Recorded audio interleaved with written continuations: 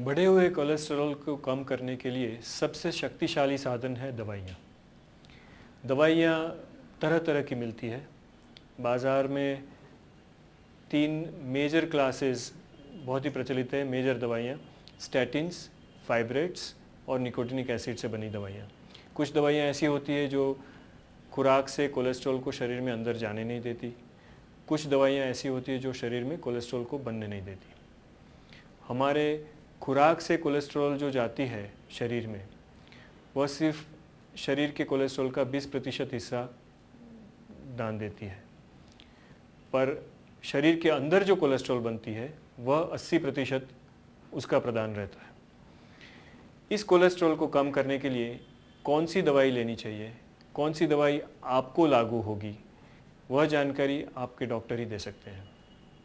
खुराक, जीवन शैली, व्यायाम, यह बातें इतनी ही महत्वपूर्ण हैं जितनी कि दवाइयाँ। दवाइयाँ शक्तिशाली ज़रूर है, पर जीवन शैली, व्यायाम और आहार के आधार पर उसकी शक्ति काम आती है। बढ़े हुए कोलेस्ट्रॉल को कम करने के लिए सबसे शक्तिशाली साधन है दवाइयाँ। दवाइयाँ तरह तरह की मिलती है। बाज़ार में 3 मेजर क्लासेस बहुत ही प्रचलित है। मेजर दवाइयाँ स्टैटिन्स, फाइब्रेट्स और निकोटिनिक एसिड से बनी दवाइयाँ। कुछ दवाइयाँ ऐसी होती है जो खुराक से कोलेस्ट्रॉल को शरीर में अंदर जाने नहीं देती। कुछ दवाइयाँ ऐसी होती है जो शरीर में कोलेस्ट्रॉल को बनने नहीं देती।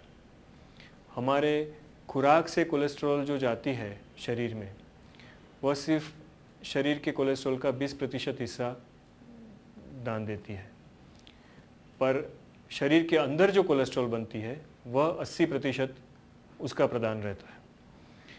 इस कोलेस्ट्रॉल को कम करने के लिए कौन सी दवाई लेनी चाहिए, कौन सी दवाई आपको लागू होगी, वह जानकारी आपके डॉक्टर ही दे सकते हैं। खुराक, जीवन शैली, व्यायाम, यह बातें इतनी ही महत्वपूर्ण हैं जितनी कि दवाइयाँ।